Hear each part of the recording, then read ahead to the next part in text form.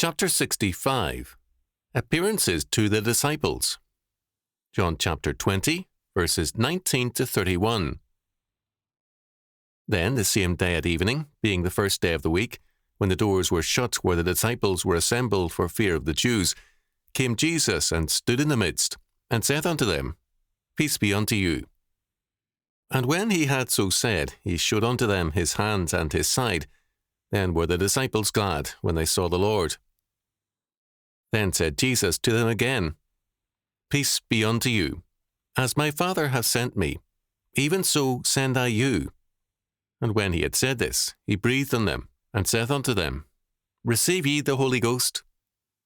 Whosoever sins ye remit, they are remitted unto them, and whosoever sins ye retain, they are retained. But Thomas, one of the 12, called Didymus, was not with them when Jesus came. The other disciples therefore said unto him, We have seen the Lord. But he said unto them, Except I shall see in his hands the print of the nails, and put my finger into the print of the nails, and thrust my hand into his side, I will not believe. And after 8 days again his disciples were within, and Thomas with them. Then came Jesus, the doors being shut, and stood in the midst, and said, Peace be unto you. Then saith he to Thomas, Reach hither thy finger, and behold my hands, and reach hither thy hand, and thrust it into my side, and be not faithless, but believing.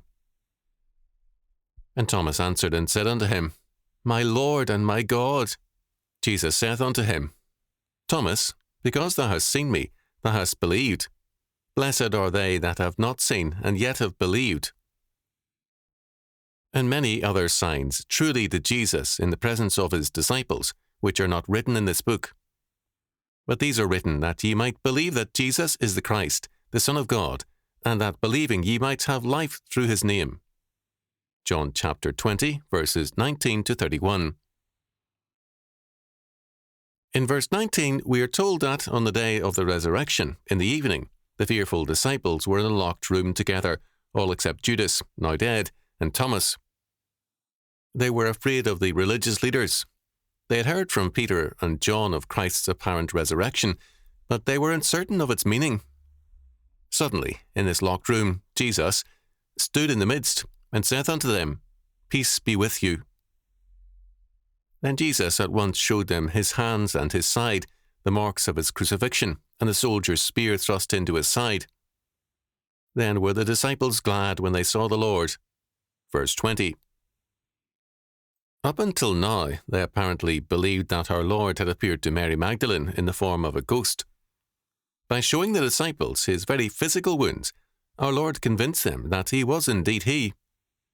His appearance in a locked room heightened their belief that he was only a spirit, but the uncovering of his nail-pierced hands and his spear-pierced side convinced them it was Jesus in the flesh, and they were glad.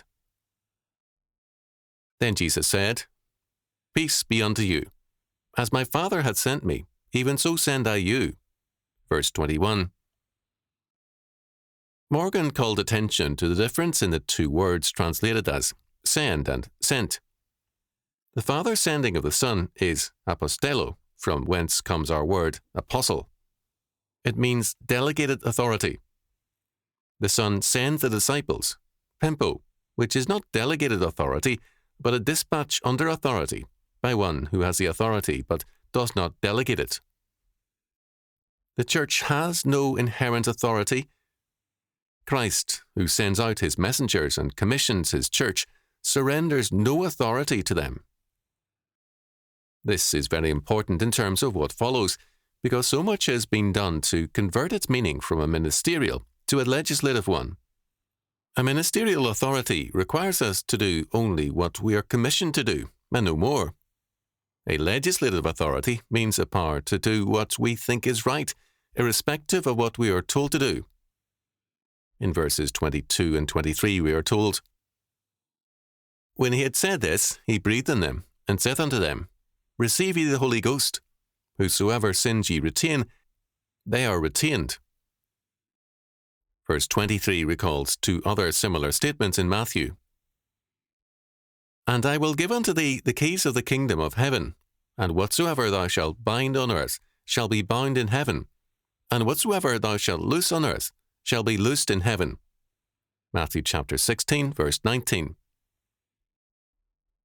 Verily I say unto you, whatsoever ye shall bind on earth shall be bound in heaven, and whatsoever ye shall loose on earth shall be loosed in heaven.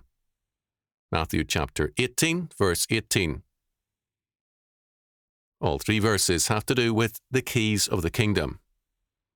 We have a reflection of the meaning of this expression in the Phi Beta Kappa key, an emblem of the ability to understand and interpret learning in a particular area.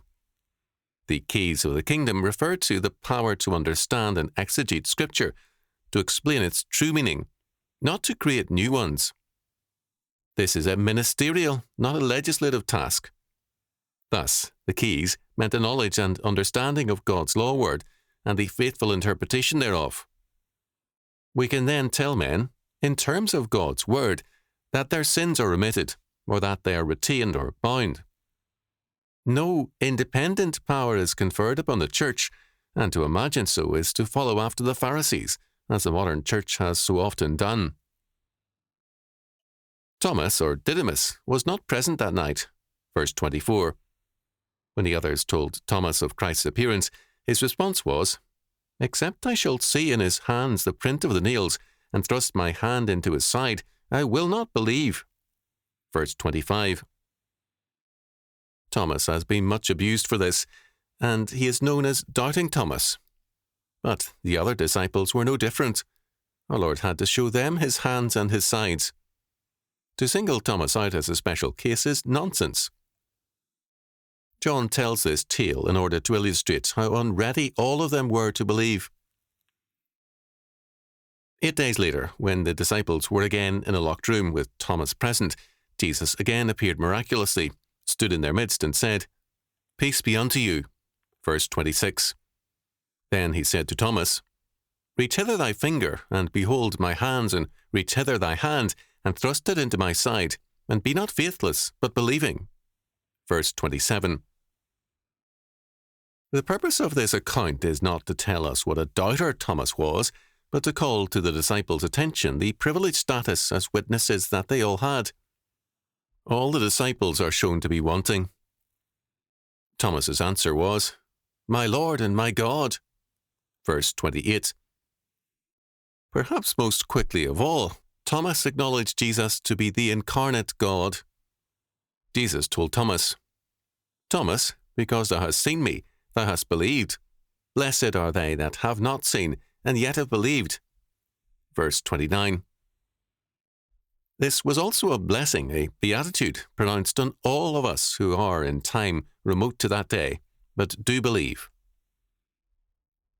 Then in verses 30 and 31, like John chapter 21, verses 24 and 25, give us a concluding note which, in this case, tells us two things.